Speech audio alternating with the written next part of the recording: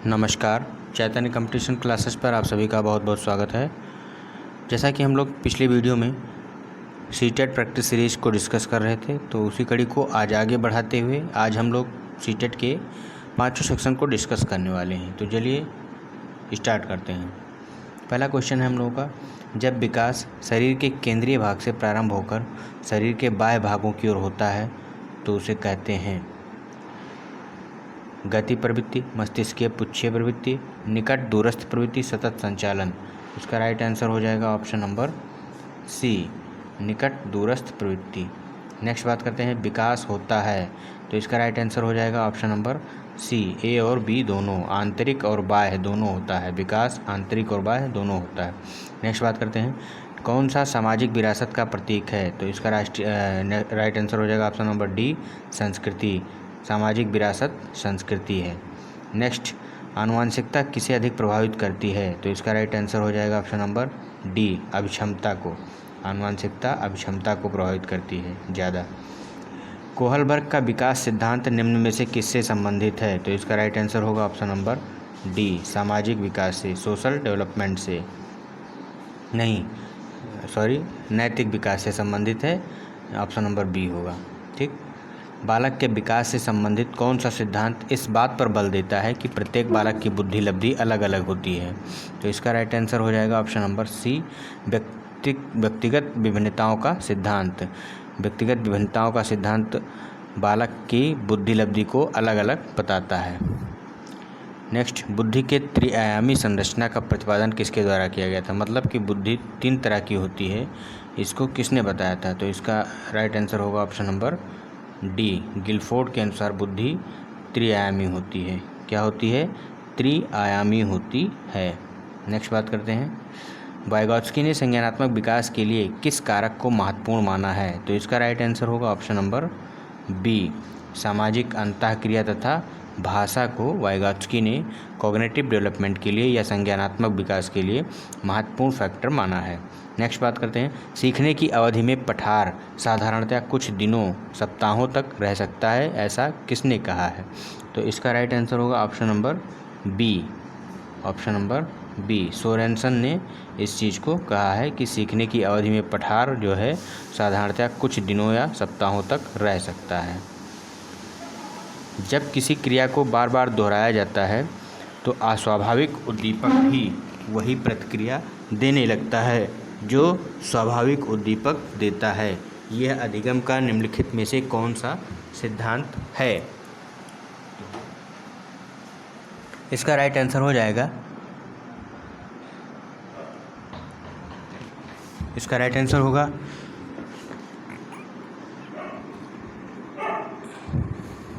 शास्त्रीय अनुबंध का सिद्धांत। शास्त्रीय अनुबंध का सिद्धांत जो कि पावलोव ने दिया था।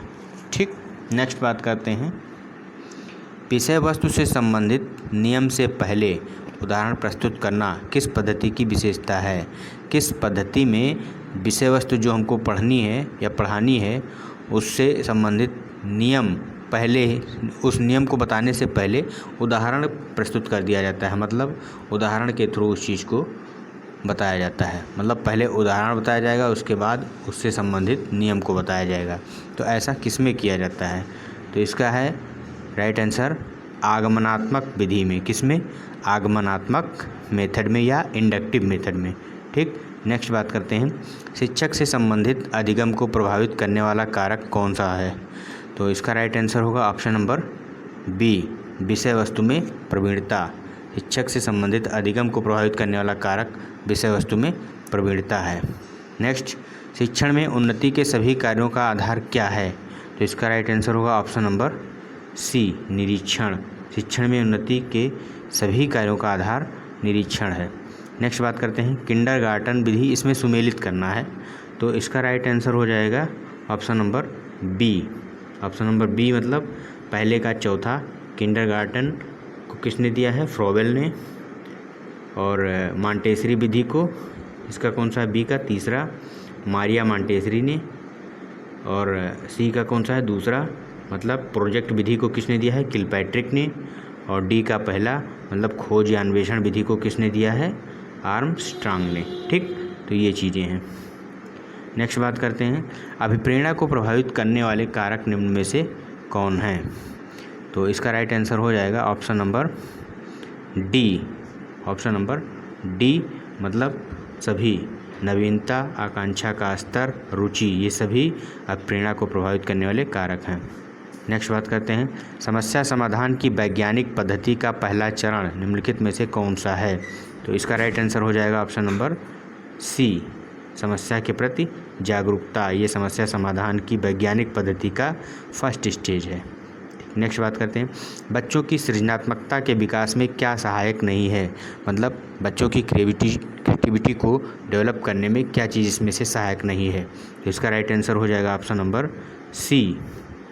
क्या कहानी लेखन जो है वो क्रिएटिविटी को नहीं बढ़ाता है, बाकी भाषण, खेल और निर्माण संबंधी प्रक्रियाएं सारी चीज़ें क्रिएटिविटी को इंक्रीज करेंगी। नेक्स्ट बात करते हैं, संज्ञानात्मक संप्राप्ति का न्यूनतम स्तर है। इसका राइट आंसर हो जाएगा ऑप्शन नंबर ए, ज्ञान जो है वो संज्ञानात्मक संप्राप्ति का न्यूनतम स्तर है। विशेष आवश्यकता वाले बच्चों की शिक्षा उपलब्ध कराई जानी चाहिए विश्वविद्यालय में अन्य सामान्य बच्चों के साथ, विशेष विद्यालयों में बच्चों हेतु विकसित पद्धतियों द्वारा, विशेष विद्यालयों में विशेष शिक्षकों द्वारा। तो इसका राइट आंसर होगा ऑप्शन नंबर बी, अन्य सामान्य बच्चों के साथ विशेष आवश्यकता वाले बच्चों की शिक्षा उपलब्ध कराई जानी चाहिए ताकि उनको भी बराबरी का एहसास हो सके, भेदभाव ना रहे। नेक्स्ट बात करते हैं, बच्चों के बौद्धिक विकास के 4 स्तरों को किस मनोवैज्ञानिक द्वारा पहचाना गया था? तो इसका राइट आंसर होगा ऑप्शन नंबर बी, जीन पियाजे के द्वारा। जीन पियाजे के द्वारा बच्चों के बौद्धिक विकास के 4 स्तरों को पहचाना गया था। नेक्स्ट बात करते हैं, समावेशित विद्यालय योजना के संदर्भ में कौन सा कथन सही है? समानता की भावना का विकास, विशेष बालकों के नैतिक आचरण को उठाना, धनात्मक आत्मसम्मान का विकास, उपर्युक्त सभी। तो इसका राइट आंसर होगा ऑप्शन नंबर डी, उपर्युक्त सभी। ये समावेशित विद्यालय योजना का प्रॉपर्टी है। ठीक, नेक्स्ट बात करते हैं, बुद्धिलब्धि संबंधी विभिन्नताओं में कौन सम्मिलित है? मंद बुद्धि, औसत बुद्धिमान, बुद्धिमान, उपर्युक्त सभी। तो इसका राइट आंसर हो जाएगा ऑप्शन नंबर डी, उपर्युक्त सभी। बुद्धिलब्धि संबंधी विभिन्नताओं में सभी चीज़ें सम्मिलित हैं। नेक्स्ट बात करते हैं, अभिसारी चिंतन संबंधित है। तो इसका राइट आंसर हो जाएगा ऑप्शन नंबर डी, सृजनात्मकता से। अभिसारी मतलब फैलाव, जैसे आपने साइंस में पढ़ा होगा कि जो किरणें अभिसारित होती हैं वो क्या होती हैं, सभी दिशाओं में फैल जाती हैं, उसको अभिसारी बोला जाता है। तो अभिसारी चिंतन वही चीज़ है, डाइवर्सिव थिंकिंग। ठीक, तो ये सृजनात्मकता से संबंधित है। जब एक ही चीज़ को हम कई तरीके से सोचते हैं तो उसको क्रिएटिविटी थिंकिंग कहा जाता है, क्रिएटिव थिंकिंग कहा जाता है। ठीक, नेक्स्ट बात करते हैं, अध्यापन में शैक्षिक तकनीक होती है। तो इसका राइट आंसर होगा ऑप्शन नंबर ए, अध्यापन में शैक्षिक तकनीक उपयोगी होती है। नेक्स्ट, बच्चों के अधिगम हेतु किस विधि पर बल दिया जाना चाहिए? तो इसका राइट आंसर होगा ऑप्शन नंबर बी, खेल विधि पर। बच्चों के अधिगम के लिए खेल विधि पर बल दिया जाना चाहिए। नेक्स्ट बात करते हैं शैक्षिक मूल्यांकन के क्षेत्र के अंतर्गत सम्मिलित तत्व कौन कौन से हैं? तो इसका राइट आंसर हो जाएगा ऑप्शन नंबर डी, शारीरिक विकास का मूल्यांकन, सामाजिक विकास का मूल्यांकन, व्यक्तित्व के विकास का मूल्यांकन, उपर्युक्त सभी। तो ये सारी चीज़ें शैक्षिक मूल्यांकन के अंतर्गत सम्मिलित होती हैं। बालकों के सोचने की प्रक्रिया निम्न में से किस बात पर निर्भर नहीं करती है? रटना, तर्क, अनुभव, अनुकरण। इसका राइट आंसर होगा ऑप्शन नंबर ए, रटना जो है सोचने की प्रक्रिया इस पर निर्भर नहीं करती है। हार्वर्ड गार्डनर ने बुद्धि को एक कारकीय न मानकर किस प्रकार की प्रक्रिया माना है? बहुकारकीय, जी कारक, विशिष्ट कारक, द्विकारक। तो इसका राइट आंसर होगा ऑप्शन नंबर ए, हार्वर्ड गार्डनर ने बुद्धि को बहुकारकीय माना है, मल्टी डायमेंशनल माना है। नेक्स्ट बात करते हैं, चिंतन में प्रयुक्त होने वाली सामग्री है। तो इसका राइट आंसर हो जाएगा ऑप्शन नंबर डी, संप्रत्यय। चिंतन में जो प्रयुक्त की जाने वाली सामग्री हो क्या है? कॉन्सेप्ट, संप्रत्यय है। ठीक, किसी कॉन्सेप्ट पर हम चिंतन करते हैं। ठीक, नेक्स्ट बात करते हैं, किसी विद्यालय में एक अध्यापक द्वारा लड़कों को गणित व विज्ञान विषय पढ़ने पर बल दिया जा रहा है तथा लड़कियों को गृह विज्ञान विषय सुझाव दिया जा रहा है। तो यह किसका उदाहरण है? तो इसका राइट आंसर हो जाएगा ये ऑप्शन नंबर बी, लैंगिक भेदभाव का। अगर किसी के साथ ऐसा होता है तो वो लैंगिक भेदभाव का उदाहरण माना जाएगा। ठीक, तो चलिए इसी के साथ पहला सेक्शन हम लोग का कंप्लीट हुआ। अब नेक्स्ट हम भाषा सेक्शन पे जाते हैं। उसमें पहला है लैंग्वेज हिंदी। तो 31 पे देखते हैं, उज्ज्वला शब्द किस वर्ग से संबंधित है? तो इसका राइट आंसर हो जाएगा ऑप्शन नंबर सी, भाववाचक संज्ञा से। उज्ज्वला शब्द भाववाचक संज्ञा से संबंधित है। नेक्स्ट बात करते हैं, निम्नलिखित में से निरनुनासिक स्वर है? तो इसका राइट आंसर हो जाएगा ऑप्शन नंबर ए, ये निरनुनासिक स्वर है। नेक्स्ट बात करते हैं, निम्नलिखित में से अघोष ध्वनि का उदाहरण नहीं है? तो इसका राइट आंसर हो जाएगा ऑप्शन नंबर डी, जा जो है वो आघोष ध्वनि का उदाहरण नहीं है। नेक्स्ट, वीरांगना में कौन सी संधि है? तो इसका राइट आंसर हो जाएगा ऑप्शन नंबर ए, वीरांगना में दीर्घ संधि है। वीरांगना में दीर्घ संधि है, दीर्घ संधि। ठीक। नेक्स्ट बात करते हैं, रचना के आधार पर वाक्य कितने प्रकार के होते हैं? तो इसका राइट आंसर हो जाएगा ऑप्शन नंबर सी, 3। रचना के आधार पर वाक्य 3 प्रकार के होते हैं। नेक्स्ट बात करते हैं, दिन दीन के अर्थ क्रमशः हैं दिवस और गरीब। दिन का अर्थ दिवस और दीन का अर्थ गरीब होता है। नेक्स्ट बात करते हैं, तुकांत होते हैं छंद के अंत में समानता वाले शब्द। छंद के अंत में समानता वाले शब्द तुकांत होते हैं। नेक्स्ट, झंझट शब्द है। इसका राइट आंसर होगा ऑप्शन नंबर सी, देशज। झंझट शब्द देशज शब्द है। अद्भुत आकर्षण में अद्भुत क्या है? इसमें अद्भुत विशेषण है, अद्भुत विशेषण है। नेक्स्ट, नीम हकीम खतरे जान का अर्थ है? अल्प ज्ञान हानिकारक होता है। इसका मतलब क्या हुआ? नीम हकीम खतरे जान मतलब अल्प ज्ञान हानिकारक होता है। नेक्स्ट, पाए महावर देन को नाइन बैठी आए, फिर जान महावरी ऐड़ी भीड़त जाए, कौन सा अलंकार है? तो इसका राइट आंसर हो जाएगा ऑप्शन नंबर बी, भ्रांतिमान अलंकार है। नेक्स्ट, कौन सी कहानी मुंशी प्रेमचंद की नहीं है? तो इसका राइट आंसर होगा ऑप्शन नंबर बी, पुरस्कार मुंशी प्रेमचंद की नहीं है। नेक्स्ट, जिस वाक्य में वाच्य बिंदु न तो कर्ता हो ना ही कर्म बल्कि क्रिया का भाव ही मुख्य हो उसे कहा जाता है? ऑप्शन नंबर बी, भाववाच्य। ऑप्शन नंबर बी, उसे भाववाच्य कहा जाता है। नेक्स्ट बात करते हैं, निम्नलिखित में से कंठ ध्वनियाँ कौन सी हैं? तो इसका राइट आंसर होगा option number B, option number B, गा और घा कंठ ध्वनियाँ। चलिए नेक्स्ट बात करते हैं, अंत का विलोम शब्द है? तो इसका राइट आंसर होगा ऑप्शन नंबर सी, अंत का विलोम शब्द अनंत हो जाएगा। नेक्स्ट बात करते हैं, कौन सा संबंधवाचक सर्वनाम है? तो इसका राइट आंसर होगा ऑप्शन नंबर बी, वह काम ना करें जो अच्छा ना हो। नेक्स्ट बात करते हैं, उन्मत्त में कौन सा उपसर्ग है? ऑप्शन नंबर सी, उत। उत धनमत उन्मत्त, उन्मत्त में उत उपसर्ग है। नेक्स्ट बात करते हैं, उपचारात्मक शिक्षण की सफलता निर्भर करती है? तो इसका राइट आंसर होगा ऑप्शन नंबर सी, समस्याओं के कारणों की सही पहचान पर। नेक्स्ट, शिक्षा तभी सार्थक होगी जब वह छात्र केंद्रित हो। इसका राइट आंसर ए, छात्र केंद्रित हो। नेक्स्ट, नाखून क्यों बढ़ते हैं किसकी रचना है? तो इसका राइट आंसर होगा option number B, Hazari Prasad Dwivedi की। नेक्स्ट, परमाल रासो किसके द्वारा रचित है? तो इसका राइट आंसर होगा ऑप्शन नंबर डी, जगनिक के द्वारा। नेक्स्ट, चौराहा शब्द में समास है? तो इसका right answer option number C, द्विगु समास है। नेक्स्ट, हिंदी भाषा में कितनी बोलियां हैं? तो इसका राइट आंसर होगा ऑप्शन नंबर बी, 18 बोलियां हैं। नेक्स्ट, कौन सी व्याकरण और वर्तनी से शुद्ध कहलाती है? तो इसका राइट आंसर होगा ऑप्शन नंबर डी, मानक भाषा व्याकरण और वर्तनी से शुद्ध कहलाती है। नेक्स्ट, तद्भव पत्रिका के संपादक का क्या नाम है? तो इसका राइट आंसर होगा ऑप्शन नंबर डी, अखिलेश। ठीक, अखिलेश तद्भव पत्रिका के संपादक हैं। अब हमारे सामने एक गद्यांश आया है तो उसको पढ़ के हमें आंसर करना है। तो चलिए पढ़ते हैं। हम सभी जानते हैं कि संदर्भ ही जीवन है। मानव को जीवन में अनेक प्रकार के संघर्ष करने पड़ते हैं जिसमें उसे अनेक कष्टों की सहन करना पड़ता है। मानव अपने पुरुषार्थ के बल पर सफलता प्राप्त कर लेता है।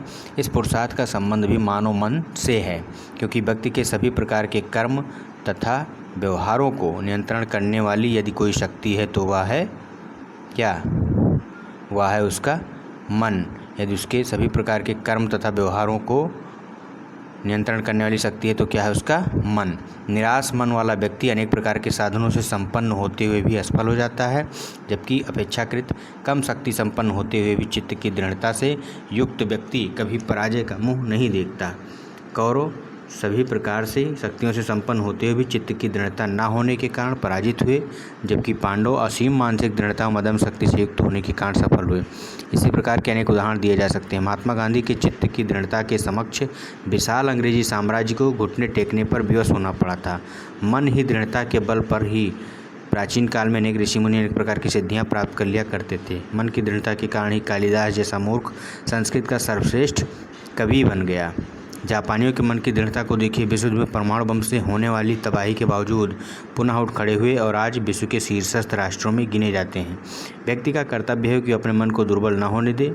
जिसने अपने मन को जीत लिया उसने मानो सारे संसार की विजय प्राप्त कर ली। मन को अपने बस में कर लेने वाले व्यक्ति ही स्वावलंबी या पुरुषार्थी कहलाते हैं। व्यक्ति को यह कभी नहीं भूलना चाहिए कि हानि लाभ जीवन मरण यश अपयश सब उसी तरह आते जाते रहते हैं जैसे सूर्यास्त के बाद सूर्योदय।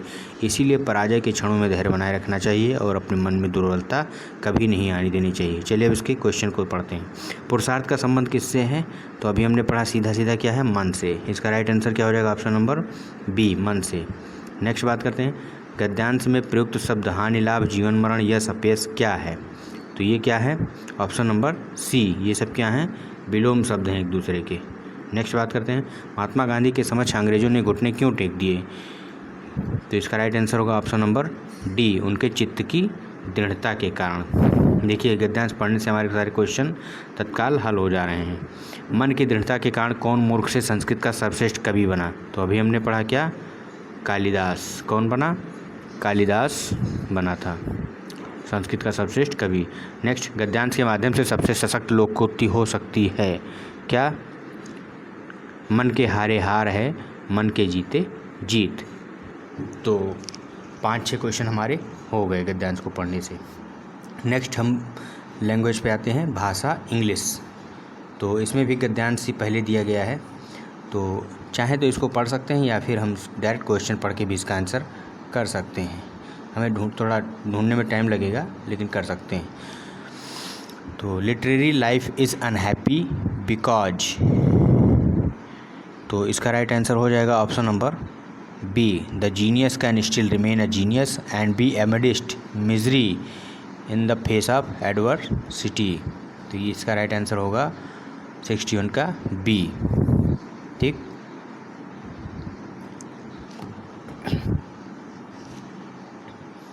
एक बार हम इसका वो आप लोगों को पैसे दिखा दें, आप इसका स्क्रीनशॉट ले लें,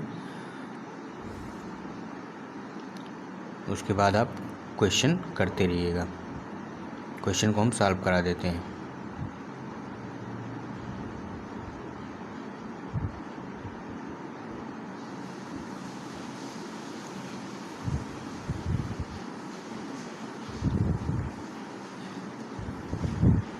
तो इसमें जो पहला क्वेश्चन हमने देखा 61, literally life is unhappy because the genius can still remain a genius and be amidst misery in the face of adversity. तो इसका राइट आंसर बी हुआ। नेक्स्ट बात करते हैं, experience and age of an author क्या होगा इसका? इसका होगा option number A, makes the author stoic to criticism. Experience and age of an author makes the author stoic to criticism. Next बात करते हैं, यंग आथर एस्पायर टू, तो इसका राइट आंसर होगा option number C, achieve glory by their merit yes always in hurry. Young author aspire to achieve glory by their merit yet always in a hurry. Next, the effective way of tackling criticism is क्या होगा? To be gracefully glued to the artistic exercise.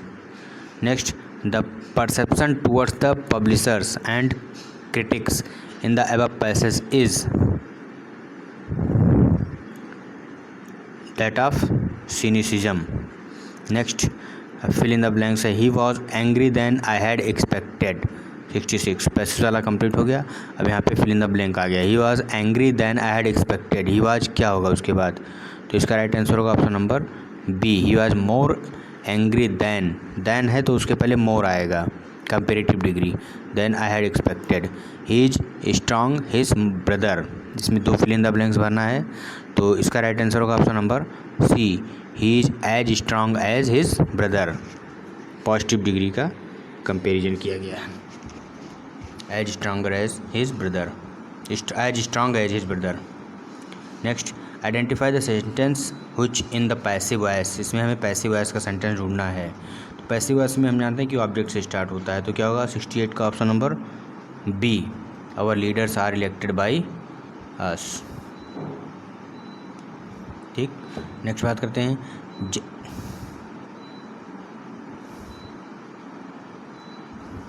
जय is doing something, इसको हमें interrogative में change करना है। तो interrogative में जो हमारा वर्ब होता है वो पहले आ जाता है, तो क्या होगा ऑक्सिलरी वर्ब पहले आएगा। इसका राइट आंसर होगा option number be what is जय डूइंग। नेक्स्ट बात करते हैं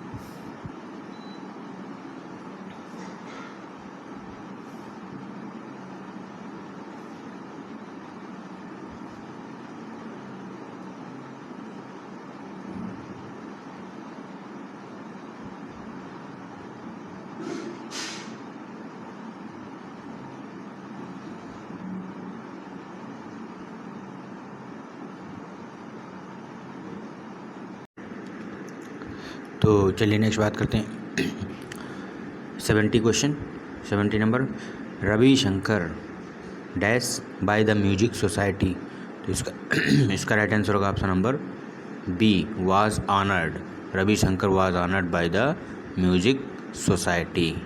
कैसा है, पैसिव है। नेक्स्ट बात करते हैं चेंज द वॉइस, हमें वॉइस चेंज करना है। Hari borrowed one of my books, तो ये एक्टिव वॉइस में है, इसको पैसिव में कन्वर्ट करना है, तो इसका राइट आंसर हो जाएगा option number D one of my books. ये क्या है, ऑब्जेक्ट, ये ऑब्जेक्ट बाहर आ गया। One of my books was borrowed by Hari, तो इसका नंबर ऑप्शन नंबर डी सही होगा। Next people dash people prefer to coffee, तो टू प्रीफर टू, तो इसके पहले क्या होगा option number D a lot of people prefer to coffee. ये टू काफ़ी नहीं होगा, ये टी होगा। ए लॉट ऑफ पीपल, यहाँ पे टू के जगह पे क्या होगा टी होगा। ठीक, वो टू गलत है। Next no sooner did the thief see the police dash he ran away, तो ऐसा अगर नो सूनर से स्टार्ट होता है तो उसके बाद बीच में देन आएगा। क्या आएगा, देन नहीं, देन ऑप्शन नंबर ए। ठीक, नेक्स्ट बात करते हैं I gave him a punch on dash nose, तो इसका राइट आंसर होगा option number A punch on the nose. ठीक, punch on the nose. Next as a child she dash dream of living in a castle, तो इसका right answer होगा option number B used to. As a child she used to dream of living in a castle. ठीक, next choose correct spelled word, तो इसका right answer होगा option number C obedient. क्या, obedient, OVEDIENT, obedient. Next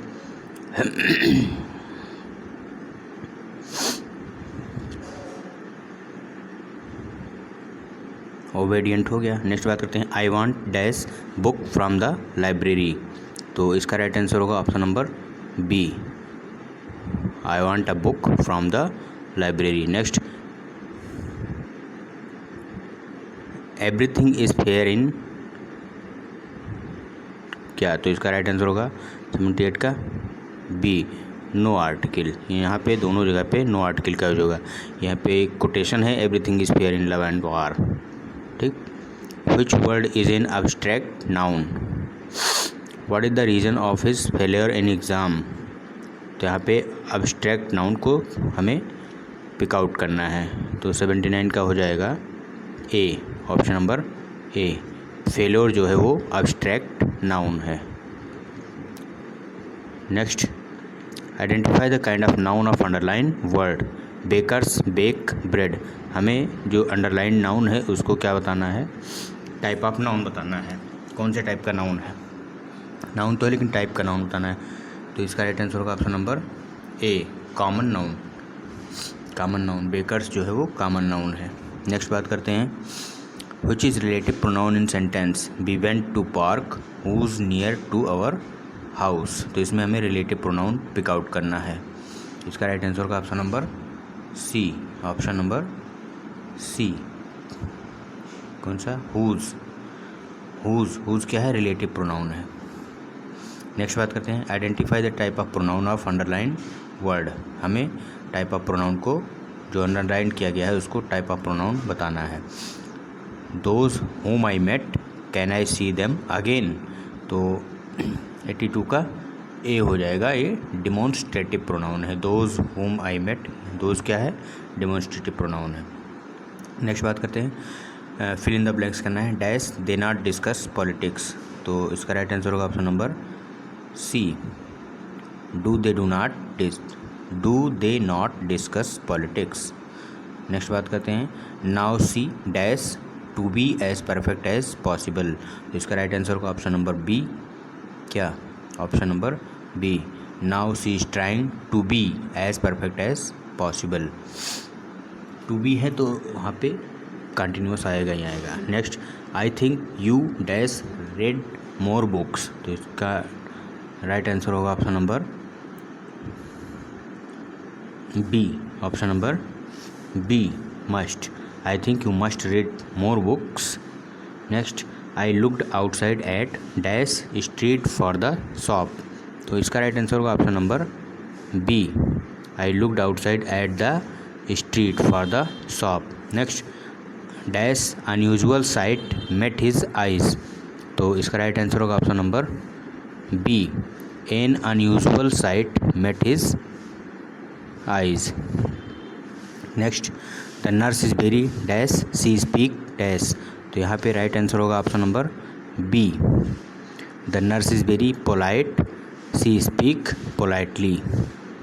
next, यहाँ पे polite क्या है, adjective है, और पोलाइटली क्या है, एडवर्ब है। ठीक, नेक्स्ट बात करते हैं, फ्लेमिंग डिस्कवर्ड पेंसिलिन डैश। यहाँ पे क्या आएगा, तो 89। इसका राइट आंसर होगा ऑप्शन नंबर बी, क्या, accidental. Fleming discovered penicillin accidental. ठीक, 89 का बी। नेक्स्ट बात करते हैं, नेक्स्ट और इंग्लिश सेक्शन का last, identify the incorrect one. कौन सा इसमें इनकरेक्ट है। तो 90 का हो जाएगा option number A, option number A, tuft grass, ये इनकरेक्ट है। तो अब हम कौन से सेक्शन पे पहुंच रहे हैं, मैथमेटिक्स सेक्शन पे। 91 का एक नंबर दिया गया है, उसमें एक बीच का नंबर गायब है, उसको हमें बताना है कि उसके स्थान पर कौन सा नंबर आएगा। मैक्सिमम नंबर मतलब सबसे बड़ा डिजिट कौन सा होगा। ये संख्या विभाज्य है।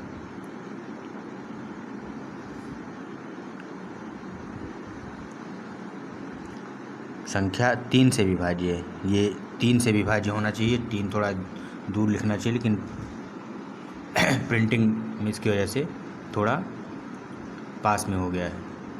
तो अगर 3 से विभाज्यता में चेक करनी है तो अंकों का योग क्या होना चाहिए, 3 से डिवाइड होना चाहिए। ठीक, तो चेक कर लेते हैं। तो सबसे बड़ा अंक कौन सा होगा, तो देखिए 5 1 6 6 3 9 9 2 11 11 4 15 15 1 16 16 6 16 और 6 कितना हो जाएगा 22। अब मैक्सिमम नंबर हमें लेना है जो डिवाइड हो जाए, और 1 डिजिट का नंबर होना चाहिए। तो अगर हम 22 में मैक्सिमम 1 डिजिट लेना है तो मैक्सिमम 9 से स्टार्ट करते हैं। मैक्सिमम जो डिजिट है 1 डिजिट की वो 9 है, तो 22 + 9 31 हो जाएगा, जो कि 3 से डिवाइड नहीं होगा, तो 8 हो जाएगा। इसका आंसर क्या होगा 8, इसका आंसर हो जाएगा 8, ठीक। अगर यहाँ पे क्वेश्चन मार्क की जगह पे 8 कर देंगे तो ये 3 से डिविजिबल होगा, ठीक। और यहाँ पे ये जो 3 लिखा हुआ है, ये 3 थोड़ा यहाँ पे होना चाहिए कि 3 से विभाज्य है, ठीक। नेक्स्ट बात करते हैं, दो प्राकृतिक संख्याएं 6 × 11 के रेशियो में हैं, इनका LCM 462 है, तो उनका मासा क्या होगा। तो इसका जो राइट आंसर होगा वो हो जाएगा D 7। अब ये कैसे आया, इसका फार्मूला होता है LCM × HCF equal to first number multiplied into second number. तो फर्स्ट नंबर और सेकेंड नंबर का ये रेशियो दिया हुआ है, तो उसको हम ऐसे यहाँ पे रख देंगे और उसका LCM और HCF निकाल लेंगे। LCM दिया हुआ है, HCF निकाल लेंगे, ठीक।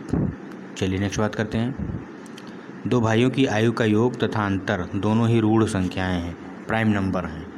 यदि बड़े की उम्र 23 वर्ष हो तो छोटे की उम्र हो सकती है, तो प्राइम नंबर है, मतलब वो 1 से और स्वयं से कटेंगी। तो और इसमें दिया है कि उनका आयु का योग और अंतर दोनों ही प्राइम नंबर हैं। आयु का योग और अंतर प्राइम नंबर है, उनकी आयु नहीं प्राइम नंबर है। तो इसमें बड़े की उम्र भी प्राइम नंबर ही है, 23 वर्ष हो तो छोटे की उम्र हो सकती है। तो अगर हम 8 वर्ष, इसमें ऑप्शन से ही चेक कर लेते हैं, अगर 8 ऐड करते हैं तो 31 आता है, जो कि प्राइम नंबर है। 12 ऐड करेंगे तो प्राइम नंबर नहीं होगा, 21 ऐड करेंगे तो भी प्राइम नंबर नहीं होगा, 18 ऐड करेंगे तब भी, हाँ 18 प्राइम नंबर हो जाएगा। तो छोटे की उम्र हो सकती है।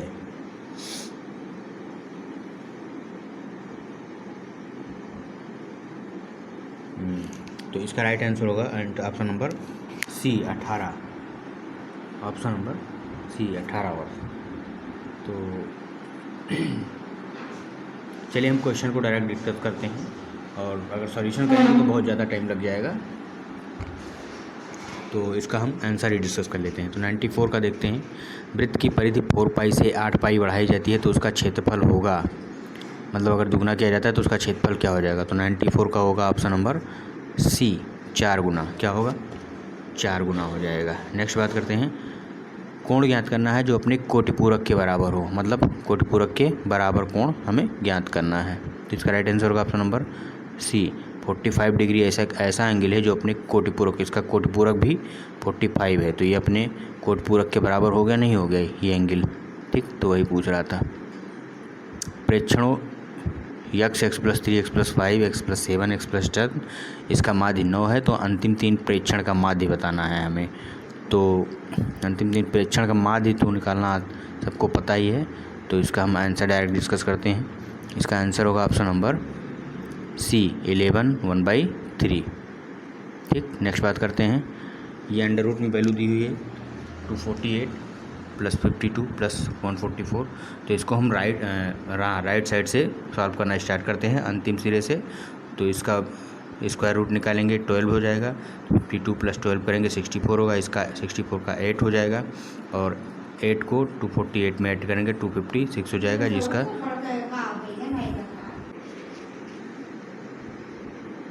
तो इसका राइट आंसर होगा 97 का B, कितना 97 का B 16, ठीक। नेक्स्ट बात करते हैं, राधिका ने 2.5 लाख में एक कार खरीदी, अगले वर्ष इसकी कीमत 10% गिर गई तथा पुनः अगले वर्ष इसकी कीमत 12% गिर गई। इन 2 वर्षों में कार की कीमत में संपूर्ण घटने का प्रतिशत क्या है। तो इसको डायरेक्ट हम ऐसे लगाएंगे, इनटू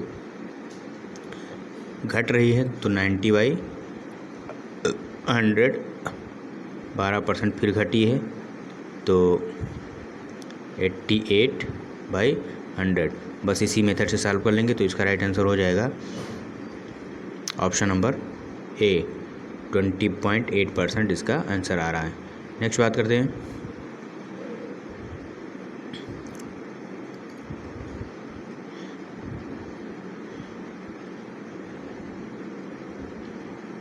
किसी संख्या का 16% जब 21 से जोड़ा जाए तो स्वयं संख्या प्राप्त होती है, संख्या ज्ञात करो। तो राइट आंसर हो जाएगा ऑप्शन नंबर B 25, ठीक। ठीक।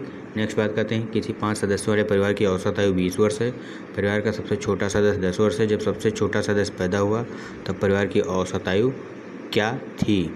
तो इसका राइट आंसर हो जाएगा ऑप्शन नंबर ए, 10 वर्ष। ठीक। नेक्स्ट, एक n भुजा वाले बहुभुज के किसी शीर्ष से खींचे गए विकर्णों की संख्या के लिए व्यंजक है। तो इसका राइट आंसर होगा ऑप्शन नंबर डी, n-3। विकर्णों की संख्या n-3 होती है। एक व्यक्ति अपनी यात्रा का 2/5वां भाग ट्रेन से, 1/3 बस द्वारा, 1/4 कार, शेष 3 किलोमीटर की दूरी पैदल चलकर, तो उसकी यात्रा की कुल दूरी क्या है? तो कुल दूरी हो जाएगी उसकी 180 किलोमीटर। नेक्स्ट, x + 1/x = 5, तो x² + 1/x² की वैल्यू हमें फाइंड आउट करनी है। इसका राइट आंसर होगा ऑप्शन नंबर सी, 23। नेक्स्ट बात करते हैं, काजोल 1 घंटे में किताब का 1/3 भाग पढ़ती है। किताब को 1/5 घंटे पढ़ती है। इस किताब का कितने भाग पढ़ने को शेष बचता है? तो इसका राइट आंसर होगा ऑप्शन नंबर बी, 4/15 भाग शेष बचेगा। नेक्स्ट, 1 + 2 + 3 + +10 to -15 का मान क्या है? इसका मान होगा ऑप्शन नंबर सी, 5। क्या होगा? 5। नेक्स्ट, यदि किसी चतुर्भुज के विकर्ण एक दूसरे को समकोण पर विभाजित करते हैं तो ये क्या है? तो ये होगा ऑप्शन नंबर ए, समचतुर्भुज। अगर विकर्ण समकोण पर विभाजित करते हैं तो समचतुर्भुज है। नेक्स्ट, किसी विद्यार्थी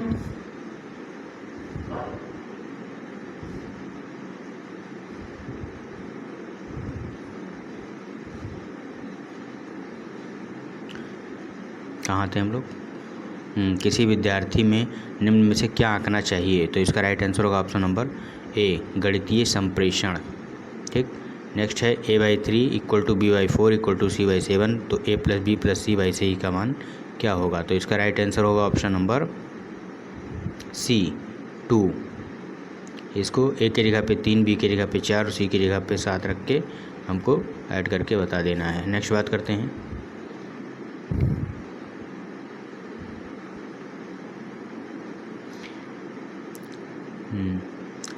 ये एक नंबर दिया हो, इसके गुणनफल में इकाई का अंक। तो अगर हमें इकाई का अंक पता करना है तो क्या करेंगे? एक यूनिट डिजिट को ही मल्टीप्लाई करेंगे, जो आएगा वही पता हो जाएगा। 2 9 जा 18, 18 6 जा 108, 108 8 जा का लास्ट आया तो 8 8 जा 64, यानी कि लास्ट में क्या है? 4। तो इसका राइट आंसर 4 हो जाएगा, 109 का डी। ठीक। सांख्यिकी में प्रसरण का विश्लेषण नामक विधि का मुख्य श्रेय था। 110 का हो जाएगा ए, आर फिशर को। विश्लेषण नामक विधि का श्रेय आर फिशर को जाता है। नेक्स्ट, ये अब वर्क एंड टाइम से आ गया। ए और बी किसी काम को 12 दिन में, बी और सी 15 दिन में, सी और ए 20 दिन में। तो ए अकेले उसी काम को कितने दिन में करेगा? तो इसका राइट आंसर हो जाएगा ऑप्शन नंबर सी, 30 दिन में। कितने दिन में? 30 दिन में करेगा। ठीक। नेक्स्ट बात करते हैं, पंचभुज के सभी अंतःकोणों का योग ज्ञात करना है। तो इसका राइट आंसर होगा ऑप्शन नंबर डी, 540। ठीक। नेक्स्ट, LCM HCF का है, दो संख्याएं, उसके महत्तम समापवर्तक व लघुत्तम समापवर्तक 12 और 72 है। इन संख्याओं का योगफल 60 है। तो एक संख्या क्या होगी, ये हमें पता करना है। तो इनमें से एक संख्या क्या होगी? तो इसका राइट आंसर हो जाएगा ऑप्शन नंबर बी, क्या होगी? 24। ठीक। नेक्स्ट बात करते हैं, 7 + 2√2 का वर्गमूल हमें निकालना है। तो इसका राइट आंसर होगा ऑप्शन नंबर सी, √2 + √5। नेक्स्ट बात करते हैं, कोई धनराशि 4 वर्षों में 5 गुनी हो जाती है तो कितने वर्षों में 7 गुनी हो जाएगी? 7 गुनी हो जाएगी। इसका राइट आंसर होगा ऑप्शन नंबर बी, 6 वर्ष में। नेक्स्ट बात करते हैं, अधिकतम और न्यूनतम प्रेक्षण का अंतर क्या कहलाता है? अधिकतम और न्यूनतम प्रेक्षण का अंतर क्या कहलाता है? परिसर। अधिकतम और न्यूनतम प्रेक्षण का अंतर परिसर कहलाता है। नेक्स्ट,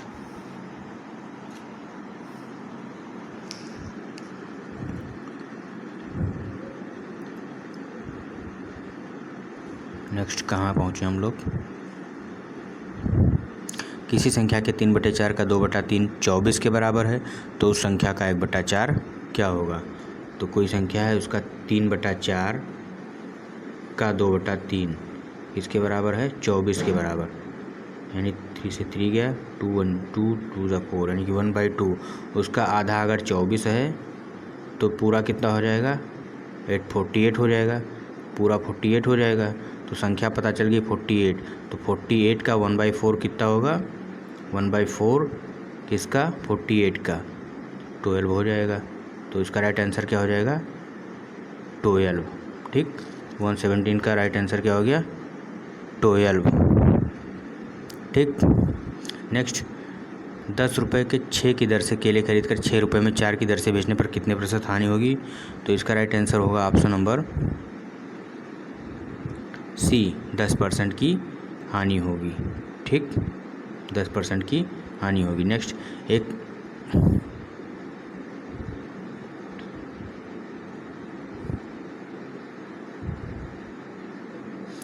त्रिभुजाकार प्रिज्म में कितने शीर्ष होते हैं। एक त्रिभुजाकार प्रिज्म में कितने शीर्ष होते हैं। तो इसका राइट आंसर हो जाएगा ऑप्शन नंबर ए, एक त्रिभुजाकार प्रिज्म में 6 शीर्ष होते हैं। ठीक, 6 शीर्ष होते हैं। नेक्स्ट और लास्ट, किसी आयताकार खेत का विकर्ण 17 मीटर तथा परिमाप 46 मीटर है तो खेत का क्षेत्रफल कितना होगा। तो इसका राइट आंसर होगा option number B 120 metre square. चलिए हम आज के सेक्शन लास्ट सेक्शन पहुंच चुके हैं, तो चलिए उसको भी देख लेते हैं।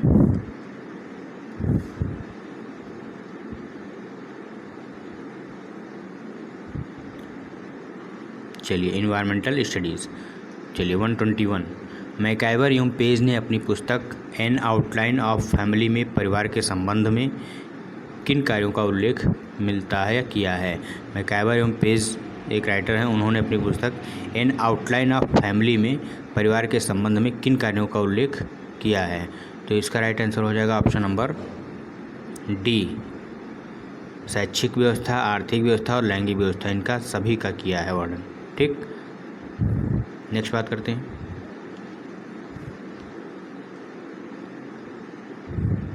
पर्यावरण यानी एनवायरनमेंट शब्द की उत्पत्ति किस भाषा से हुई है। तो इसका राइट आंसर होगा ऑप्शन नंबर सी, फ्रेंच भाषा से। पर्यावरण यानी एनवायरनमेंट शब्द की उत्पत्ति फ्रेंच भाषा से हुई है। ठीक, नेक्स्ट बात करते हैं। पृथ्वी के चारों ओर फैली वायु की पहली परत क्या कहलाती है। तो इसका राइट आंसर होगा ऑप्शन नंबर बी, वायुमंडल। ठीक, नेक्स्ट बात करते हैं। पृथ्वी का निकटतम सबसे चमकीला एवं सबसे गर्म ग्रह कौन सा है। तो इसका राइट आंसर होगा ऑप्शन नंबर बी, शुक्र सबसे चमकीला और सबसे गर्म ग्रह है। ठीक, नेक्स्ट बात करते हैं। केबुल लामजाओ राष्ट्रीय उद्यान भारत के किस राज्य में स्थित है। तो इसका राइट आंसर होगा ऑप्शन नंबर सी, कहाँ पे है मणिपुर में है। केबुल लामजाओ मणिपुर में है। पूना पैक्ट समझौता किन दो के मध्य हुआ था। तो इसका राइट आंसर होगा option number D, Gandhi ji और डॉक्टर अंबेडकर के मध्य हुआ था। किसके, गांधी जी और डॉक्टर अंबेडकर के मध्य हुआ था। नेक्स्ट बात करते हैं। वह तंत्र जिसमें समस्त जीवधारी आपस में एक दूसरे के साथ तथा पर्यावरण के उन भौतिक एवं रासायनिक कारकों के साथ परस्पर क्रिया करते हैं जिसमें निवास करते हैं कहलाता है। तो ये होगा 127 का बी, पारितंत्र। क्या होगा, पारितंत्र, पारितंत्र होगा। ठीक, नेक्स्ट बात करते हैं। पृथ्वी की सतह की सबसे ऊपरी परत को क्या कहते हैं। तो 128 का क्या हो जाएगा ए, इसको क्या बोलते हैं परपटी। ठीक, नेक्स्ट बात करते हैं। भारतीय संविधान सभा ने राष्ट्रीय ध्वज को कब अपनाया।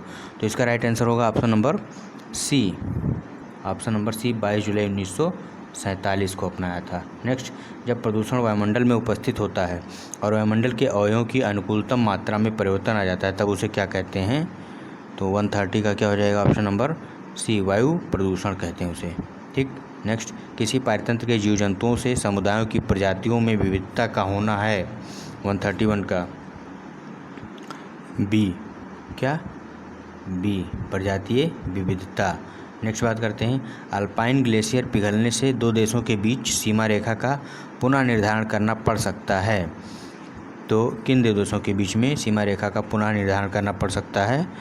तो 132 का क्या हो जाएगा? ऑप्शन नंबर डी, इटली एवं स्विट्जरलैंड। इसके इनडायरेक्ट वे में क्या क्वेश्चन पूछा है कि अल्पाइन ग्लेशियर किन दो देशों के बीच सीमा का निर्धारण करती है? तो इटली और स्विट्जरलैंड के बीच का। ठीक, फिर क्या है, प्लेनीमीटर का प्रयोग किसके लिए किया जाता है? तो इसका राइट आंसर होगा मानचित्र पर क्षेत्र मापने हेतु प्लेनीमीटर का प्रयोग किया जाता है। नेक्स्ट है, सुमेलित करना है ऑस्ट्रेलिया विली विली, तो इसमें हमें सुमेलित करना है। इसका राइट आंसर हो जाएगा ऑप्शन, सुमेलित नहीं है तो इसमें हो जाएगा हिंद महासागर हरिकेन, ये संबंधित सुमेलित नहीं है, बाकी सब सुमेलित हैं। नेक्स्ट बात करते हैं, यूनेस्को द्वारा मानव एवं जीवमंडल कार्यक्रम प्रारंभ किया गया था कब? तो इसका राइट आंसर हो जाएगा ऑप्शन नंबर सी, क्या? 1986 में। नेक्स्ट बात करते हैं, स्ट्राम्बेली एक सक्रिय ज्वालामुखी है जो अवस्थित है कहाँ पे? तो इसका राइट आंसर होगा option number B, option number B, Stromboli Italy में स्थित है। नेक्स्ट बात करते हैं,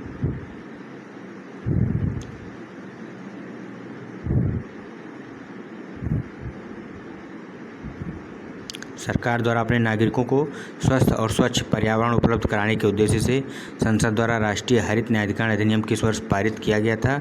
तो इसका राइट आंसर होगा ऑप्शन नंबर सी,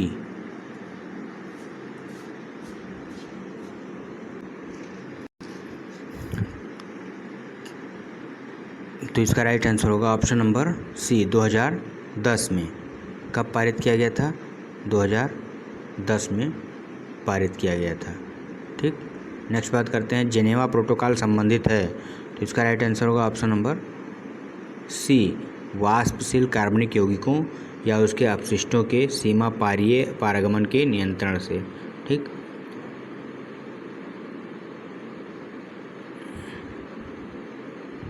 ओजोन स्तर का सबसे बड़ा विध्वंसक यौगिक कौन सा है?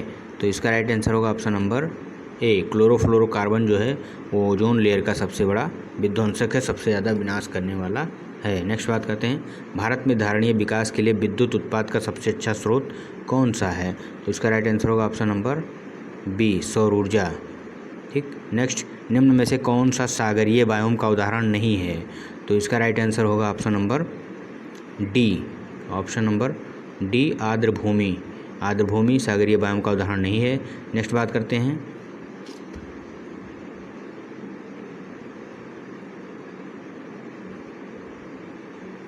प्राकृतिक ज्वारनद मुख के अंतर्गत सम्मिलित किया जाता है, तो इसका राइट आंसर होगा ऑप्शन नंबर डी, लैगून, खाड़ी, पत्तन, इन सभी को प्राकृतिक ज्वारनद मुख के अंतर्गत सम्मिलित किया जाता है। नेक्स्ट बात करते हैं, भारतीय संविधान के किस भाग को भारत का मैग्ना कार्टा कहा जाता है? तो इसका राइट आंसर होगा ऑप्शन नंबर बी, भाग 3 को भारतीय संविधान का भारत का मैग्ना कार्टा कहा जाता है। भारतीय संविधान के भाग 3 के भाग को भारत का मैग्ना कार्टा कहा जाता है। नेक्स्ट बात करते हैं,